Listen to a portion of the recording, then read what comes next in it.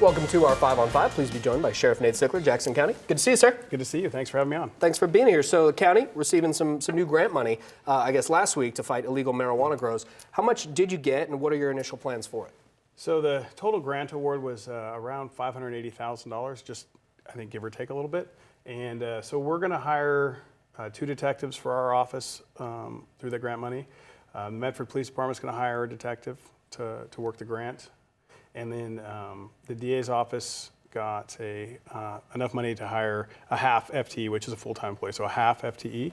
And then we're also going to hire a crime analyst out of our office to help with the tracking of the information and doing the kind of the behind-the-scenes work that goes into drug enforcement of any sorts. But so we're pretty excited about that opportunity and the money that came in because it's going to give us a chance to do enforcement activities that we were otherwise unable to do. Okay, so will those detectives at your office and the, I guess, new detective, I believe, at MPD, will they all be working in concert? Yeah, so the right now it's gonna work as a task force with MADGE. So under the same umbrella, you know, MADGE is still gonna do their thing, but prior to this team forming, and you know, it's not quite up and running yet totally, we're still waiting for you know, staff to backfill positions and train and all this. But you know, we tasked MADGE a lot with trying to do illegal grows and people who were, you know, sending marijuana out of state and other things associated with marijuana,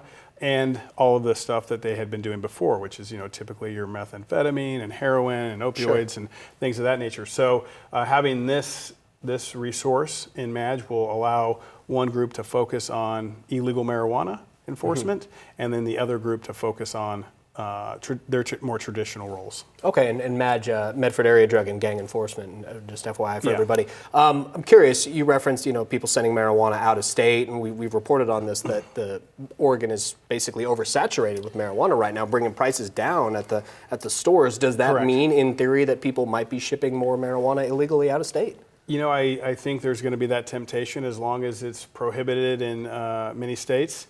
And given the quality of the marijuana that is produced locally, for what I'm told, is that there will always be this temptation to send out of state. And I think that the market is so saturated here, individuals may have to rely on the black market to generate income or revenue or pay their costs.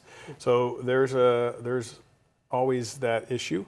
And I know that we are sending a lot of drugs out of our county, specifically marijuana, through the post office, UPS, FedEx. So I know that is a continual investigative strain. Yeah, because again, the resources just haven't been there to focus on this, but this grant is going to allow us to take a lot more proactive approach to these issues. Okay, we're going to take a quick break. Okay. Much more in just a moment. Stay with us. Welcome back to our 5 on 5, getting here with Jackson County Sheriff Nate Sickler. So we're talking about marijuana and this grant that Jackson County and MPD and Medford Area Drug and Gang Enforcement is getting. How much of a problem are illegal grows in the county right now? So there's a couple different levels of illegal grows we talk about. So you have ones that just didn't register with the OLCC, they're not medical marijuana grows, or just kind of just straight black market, try to be off the grid. So we have those, obviously, that we deal with. And then you have individuals who will try to keep things illegal on the surface, meaning they'll get licensed, they'll try to stay in compliance, get all the permits, do those things, but then they're, you know, sending marijuana out of our area, out of the state, money laundering, different things of that nature.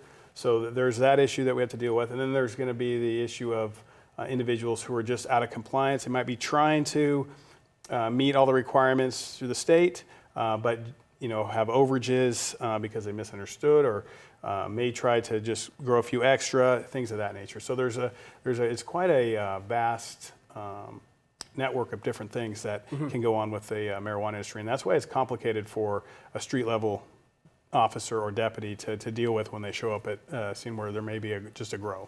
Okay, yeah, and I'm curious, this is probably another kind of hard to answer question, but is there more illegal marijuana leaving the state now than there was a year, 5, 10? Pick a kind of, I don't know what kind of numbers you guys see.